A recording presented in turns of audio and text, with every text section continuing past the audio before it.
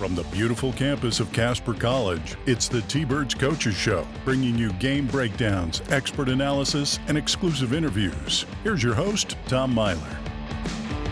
Hello, T-Bird fans, and welcome to another great and fantastic Casper College Coach Show. With us today, we have Coach Tom Parks. Welcome back, Coach. Thank you. You excited to be here? I love being here. Well, I'm glad you like being here because I like having you here, and especially since you're now on, I think, a 4-game winning streak. Sure. Let's go with that. We're going to say a 4-game winning streak. Hopefully to extend it this weekend. But we had a pretty couple of exciting games Friday, Saturday, and yesterday. So let's start with that first one. I believe, I'm already forgetting the name here. I'm Fort drawing Hays Tech. There you go. Northwest. They just changed their name. Oh, they did just change it. So it used to be Northwest Kansas Technical College. And I don't know if they had some kind of merger with another school. I don't know. It was just one of those things. But new colors, new school name, new logo. They drove their old bus, though, which had the old logo. But Yeah, the NW, yeah. Yeah. But anyway, I mean, it was exciting to have a Kansas junior college here. It's been fun to get kind of some out-of-state teams that maybe normally wouldn't come to Casper. And so, yeah, it was fun. We didn't know much about them because they had only played one game going into it. They played Lamar, I think on that Monday before we played them. They beat Lamar at Lamar. And that was really the only thing we could go off of in like some scrimmage film. But yeah, we opened it up in the second half. And, after a slow second half start, I think we gave up 8 points to start the second half, and they evened it up, and then we kind of ran away with it. So, but yeah, good game. Yeah, I thought it was interesting. Yeah, you were kind of back and forth in the beginning. I think you went into the half with a lead. They come out just scoring like crazy, tied up. And then all of a sudden, something just clicked. And it's like, oh, hey, we're supposed to be scoring baskets. And that's exactly what you did. Never looked back. Right. So, I mean, it was a lot of fun to watch. I think Bashir, at that game, had 33 points. Lots of help from others. What did you like most about that game? I mean, I like the stretch that we obviously ran away with it. I think even though the score was back and forth, I thought we controlled most of the game. I don't know. I know there was some lead changes, but I think for the most part of it, we led the majority of that game. I thought we did a good job with our scouting report and our guys knowing like personnel. And I think that's the thing at our level and at the higher levels too, but at our level, there's a lot of guys that, they can shoot or they can drive. There's very few guys that can do both. They're either going to crash the offensive glass or they're not. And so I think our guys, in that game specifically did a really good job at like knowing the tendencies of the other players. And I thought we did a good job in the half court, guarding them that way. Yeah, I feel like the press that you continue to do has really been like, yeah, you'll have some times where they'll break in, they'll get an easy bucket. But I feel like overall it's really put a lot of pressure on these teams and forced a lot of turnovers in your favor. Yeah, and I guess it's nice in those stretches when we do force turnovers. I think the biggest thing that we try to get out of it is just the pace of the game. And, we'll talk more about yesterday, but I thought that's kind of the same thing. Like, we gave up some easy stuff, but then all of a sudden, like, we're getting the ball out quick, we're pushing the ball down the floor, and they just felt like they just sprinted down the floor to score, and now they got to sprint back on defense. And it can really wear on teams, especially, in the middle of the second half. And so would you say that's kind of your strategy, is keep that up tempo, don't really, I guess unless it's, a specific time, you don't really want to have it slowed down. Right. I think you'll see when we play teams that are really talented or teams that are really comfortable scoring in transition. We did it against Gillette last year where once we got to like a 10-point lead and it was late in a half, and instead of allowing a team that's really comfortable to do those, to break the press and score in the press, instead of allowing them, to be able to go on a quick run in the last 2 minutes of the game or the last 2 minutes of half, sometimes we'll fall back a little bit then and just try to be solid to end a half. But yeah, for the most part, we stay pretty consistent. We're not trying to run the score up on people or anything like that, but every opportunity in the game to work on our press against a different opponent is always better than practice. So even yesterday, we were up 20 late, like we had our reserves in, but we're still going to press. Like, we're not going to fall back just because it's what we do. And I just feel like if we can stack those reps against other opponents is going to make us better down the stretch. I think that's a great mentality to have. I mean, I definitely noticed that against Fort Hays that, I mean, I think there was like 20 seconds left and you're still pressing. I'm like, I mean, that I feel like most coaches might back off, be like, well, we're going to win, whatever, you're up by 20 plus points. No, it's like, got to get it. We got to improve. Right, exactly. And so speaking of improvement, what would you say from that first game that, hey, you saw this, like it was good, but we can work on this thing? You know, I think there's really two areas within our team, maybe not specific to that game, but just in general that we've seen is we do a decent job taking care of the ball, but we have stretches where we turn it over. And I think that if we can limit turnovers in stretches, consecutive turnovers, it seems like that's a lot of times when teams will go on a run. And I think the other thing that we want to do is we need to be more dominant on the glass. I mean, we have great size. We have guys that are strong. We have guys that are athletic. And Fort Hays Tech, like we talked about after the game, I mean, definitely an underrated rebounding team. I mean, they're small in size compared to us, but they crash the glass really hard. I mean, they killed Lamar on the glass on the road. Their guards will rebound. But that's something that we need to become better at because we're not always going to control how many shots we make. We're not always going to control how many shots the other team makes, but we can control how many times we limit them to one shot, and we can't control how many extra attempts that we have if we aren't making shots. Yeah, and especially if you're shooting, 40 plus percentage and you get a second chance, a third chance, I mean, you're turning that into 10 plus points and that could be a difference maker. Exactly. So, I mean, I absolutely see the strategy. I'd love to see it improve and increase. But overall, I feel like that was a great win on Friday, and you had a great home crowd to really cheer you on, and that's got to feel great at home having a crowd like that. Yeah, I mean, Casper's a special place with the community support that we have. Both, I mean, you see a lot of people on campus that, and you think about it, and you work here all day long, and then you have maybe a 5 and a 7 o'clock game, and some of these people, they just walk over from work and they're in the gym until 9 o'clock at night, and so they're putting in, I know that they're not technically working when they're, in the gym, but they're at their place of work, and they're figuring out, what they can get from the concession stand for dinner or what they can grab real quick. And so, props to all the people that work here that show up to those games, and then props to the people in the community that come out and support, because there's not a lot of places like this in junior college. I would absolutely agree with that statement. So great win, back and forth in the beginning, run away within the second half. Would love to see it. That second game on Saturday against NJC was just a grind, man. And very physical. Thought for one moment it might have gotten was going to get out of hand, but I felt like the refs did a pretty good job about keeping it under control. And just you as well, just strategically of, hey, come out, let's sit you down. You need to cool down. So I thought that was a great move on your part. And just let's talk about, what were your thoughts about that game? I mean, yeah, it was a very physical game. I think it was I don't think it was necessarily part of our game. I mean, we always want to be aggressive and we always want to be physical like every team, but I don't know if that was has ever been the key part of our game plan. But I do think, Northeastern came in and we're like, we need to be really physical with them. We need to be aggressive with them. We need to make them earn everything. And it was one of those games that I was glad when it was over, Right. I mean, I don't want to wish away any games, but as the course of that game went on, you kind of just wanted to get out of there without, any additional antics and things that, could go potentially wrong. And like you said, I mean, it got really chippy at times. We had to call some timeouts. We had to take some guys off the floor. I think the thing that people need to understand, and those that have played competitive sports get it, but there's a lot of emotions. There's a lot of things that go on that people don't even realize go on.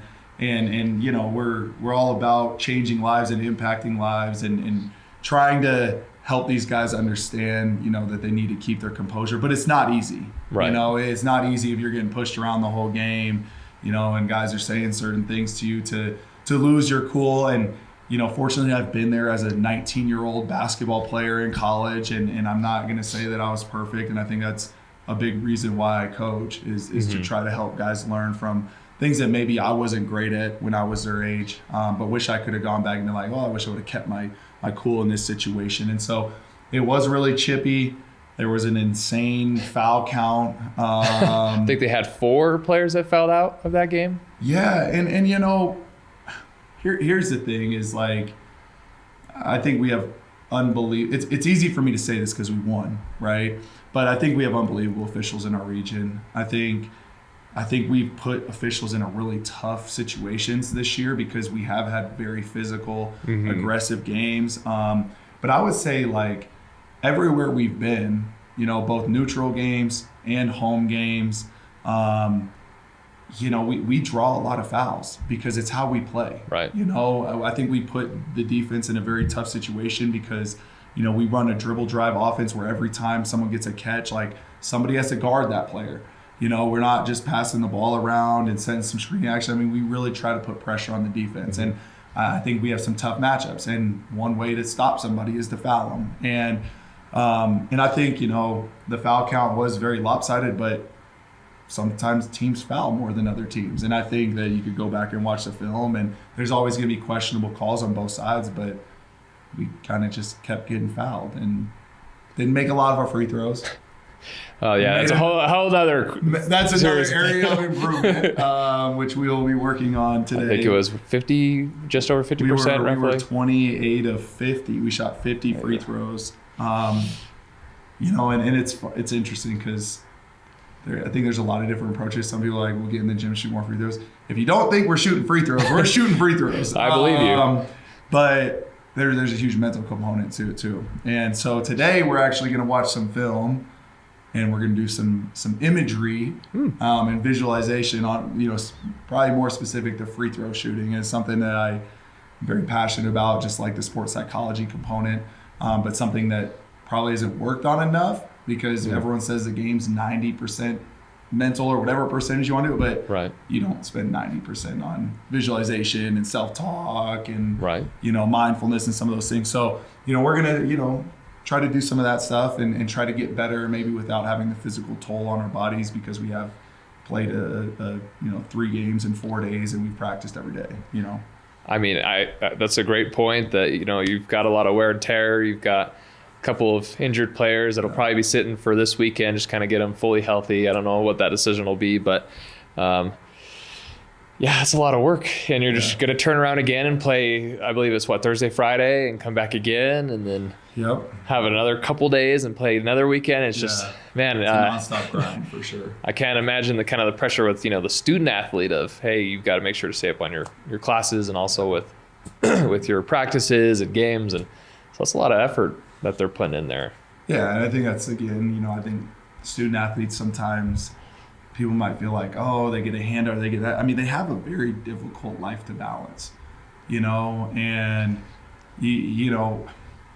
yes, they are here to get an education. But I can tell you the majority of our basketball players they're here to also play basketball. It's a big reason of why they choose Casper College. They could choose a lot of different places to get an education, but, they choose Casper College because of the basketball component as well. And for a lot of other reasons, because we have such a great institution. But they do take a lot of pride in the things that happen on the court and getting better.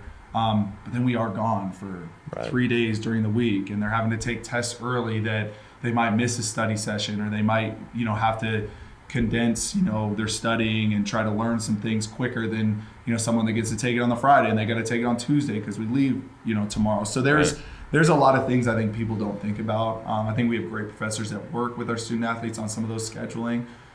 Some more than others, but either way, they're held to the same standard, and they have the same grading scale as anybody else. And so it is difficult for sure. I mean, I definitely don't envy those athletes, but I mean, they seem to manage it well, and I'm proud of them, and we're definitely all here to support them. For sure. And so I thought that was a great win. Ended up winning it by 3. Lose your top scorer about halfway through. Yeah. I thought one of the people that really stepped up and led that was Ethan Connery. I mean, even during the stream, it's like, and I don't know if this is the exact word you've used, but to kind of describe him as pesky.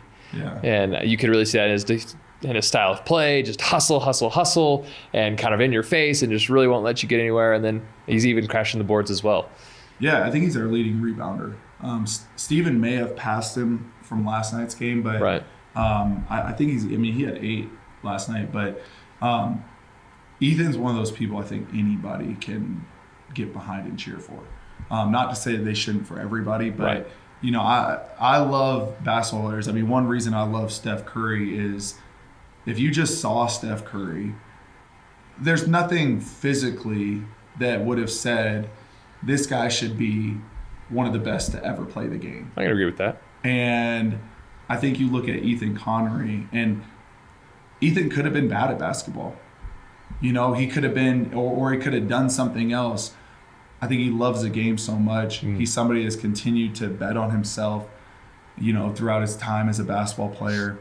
And he works so hard that the success that he is having is attributed to how hard he works and how intentional he is with when he works. I mean, he's in the gym every single morning. He's stretching. He has a yoga app on his phone. He lives in the training room. When I come in on Sundays to kind of get ready for the week, he's usually in the training room, maybe shooting free throw. Like he's somebody that's easy to work for. And he's also somebody, like, if you're a kid and you're watching him and you know his story, like, to me, that would just be motivating. Like, hey, if Ethan Connery can do this, and no offense to him, but if he can do this, I can do this too. Why can't I do this?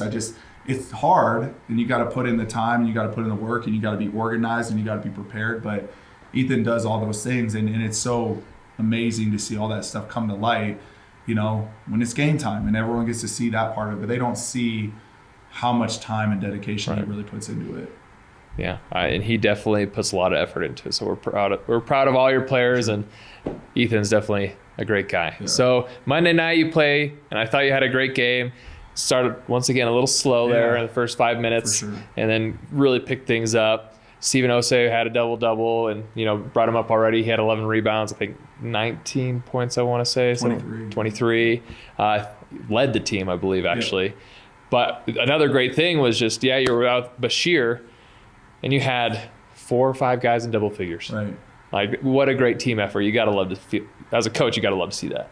Yeah, I think that's something I told our guys before the game. Like, I don't want our men's basketball team this year to be defined by one player. Abdul Bashir does not want our team to be defined by one player because, again, he sees the work that all these guys put in every day.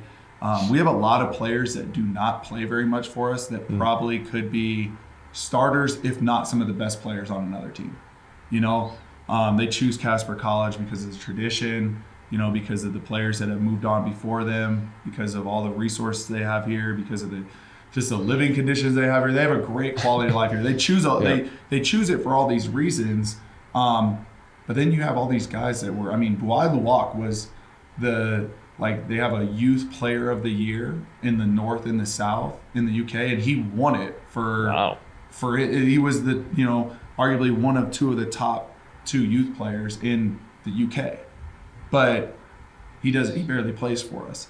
And his time, he's going to get an opportunity, and he's going to take advantage of that, and we're going to keep finding time to get him in because you never know when you're going to count on him to step up in a big way. But yeah, it was hard knowing Abdul wasn't going to play at first, but it's a long season, and we want to make sure that he's at full strength when he comes back, whenever that may be. And we had to figure some stuff out. I think early on we didn't play with the effort that we needed to.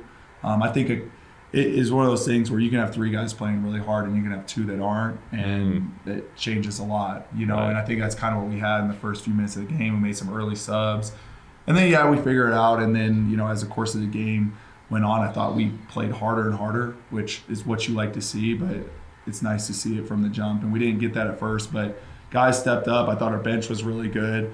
I thought Abdul was great on the bench, talking to guys, leading guys. I'm hoping we'll have him back for Thursday. We'll see. I think he was questionable yesterday, but just, didn't play. But it was, at first I was like, oh, shoot. And then, what a great opportunity, though. Yeah. What a great opportunity for Rohan to play 17 minutes and to, again, the more time you have on the court, I think the more confidence you can have. And, he might play less the next game, but I think he'll play better, because of the experience he got to have on Monday. Yeah, and not to say that Rohan's a bad player at all. No, you've already said it. You have depth, I feel like, on your team, and any one player could just go off and for help you. And it's just wonderful to see. Great win. Yeah, I think it was 22 points, I believe, somewhere around the 20 points even. 93 to 73.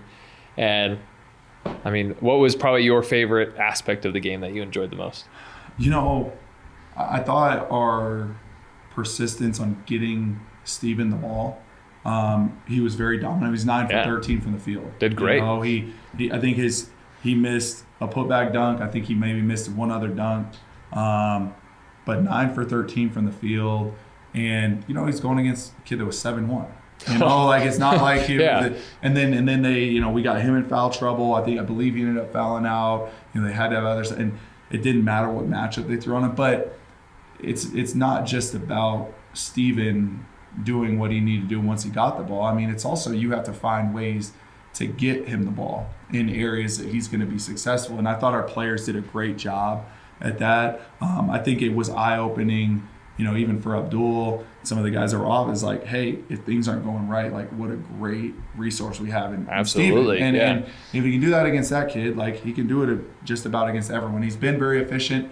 I think we need to do a better, I think we did it yesterday, but overall I think we need to do a better job rewarding him because he plays hard. Mm-hmm. He attacks the glass. He doesn't complain when he doesn't get the ball. And it's just like, you have to reward those guys. You got to make sure they feel the love because it's not easy, being in that position and kind of just waiting for opportunities. And I thought we sought out those opportunities yesterday. So that's probably what I like the most. Yeah. And I mean, he showed you why you should reward him with 23 points, 11 rebounds. Yeah. He had a great game. For sure. So get 3 wins over the weekend / Monday.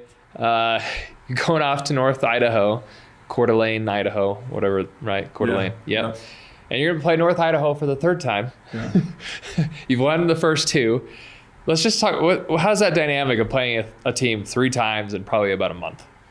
Well, I think we just really need to kind of treat it as like a conference opponent. We don't play conference 3 times, but like last year we played Eastern Wyoming 3 times in a month because we played them late in the conference season at home. Then we played them the second to last regular season, and then we played them in the first round of the playoffs. I think that the thing about playing a team a 3rd time is just someone's going to make a different adjustment. Someone's going to do something different, and you, as a coach, you kind of have to watch the film and think, okay, they may do this, and just prepare for it. And they may not. I will tell you, it's their very first home game. So teams are excited about that. Mm-hmm. Playing at North Idaho is very difficult. They do have a good fan base. It is kind of isolated. I think like I said, they have a good home crowd. I think the gym's going to be packed. It's a gym where people are on top of you. There's a balcony that goes around. It's a very difficult place to play. Mm-hmm. But which is another reason that I'm very excited for the opportunity because it just prepares you, and if I'm going to stay true to who I am, yes, I would love to win, but the result is definitely not nearly as important as the amount of growth and learning that we can get from an experience like this because you never know, fast forward in March, hopefully we're playing at Kansas Junior College at Hutchinson Sports Arena and they got 6,000 people in there and you're like, hey, that little tiny gym we played at that was packed is more difficult than this. Like we can get through this moment. Right. So obviously we want to win, and I think we have a good game plan to do that. But it's definitely not going to be an easy game. So what's your focus then with game plan and everything? But your focus going in against North Idaho, what's going to be the key to win, to get a good result? I won't, because I don't know if Coach Simons is going to be watching this. So I'm not going to give away all my secrets, but we'll try to do a few things a little bit differently. But I think it goes back to the things that, we talked about. Like we have to dominate the glass and we got to take care of the ball. The good thing is we know who they are because we played them twice in such a short span. Right. I think our guys could, go through the scout and know every single one. I probably don't even need to make one, but I'm going to because I can't not do that. But yeah, Vaughn Weems is averaging 32 a game for him. He's really talented. A different player than like Abdul's 30 points a game, but he's somebody we need to do a better job at containing. He kind of makes them go, but they have a really good supporting cast where if all your focus is on him, there's somebody else that can step up and do something. So they're a very dangerous team. I think they may throw some things defensively at us a little differently, but Nate Sasser was out the last time we played him. His shoulder went out 2 minutes into the game. Brutal. Of course, right? Yeah. And then for the, 7th time in his career at Casper College. And then Aaron Siebert didn't play. He got a concussion the night before. He'll be back. Oh, good. So, we'll have, different people than they've seen.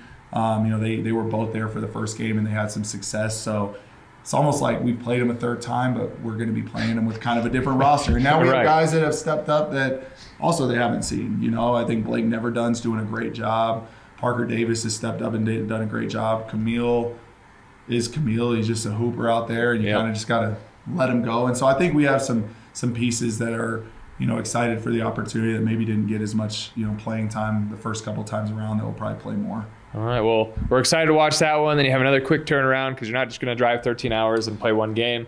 So you got Miles Community College. Sounds like you don't really have a whole lot of knowledge of what they do, but I mean, what are you going to do in order to focus on to win this game? Yeah, these back-to-backs are interesting. I think every coach has a little bit different, approach. We'll mainly focus on North Idaho only because we played them first. We'll watch some stuff on Miles, so we have a little bit of an understanding of what they do. But, it's going to be one of those nights like we're going to get back at the hotel at 9 o'clock at night or 9:30 at night, and Deanna and I are going to sit up in the hotel room probably till 2 or 3 in the morning just watching film and kind of making the next scout and get up for breakfast and walk through the stuff and shoot around and do the scouting report and all those kinds of things.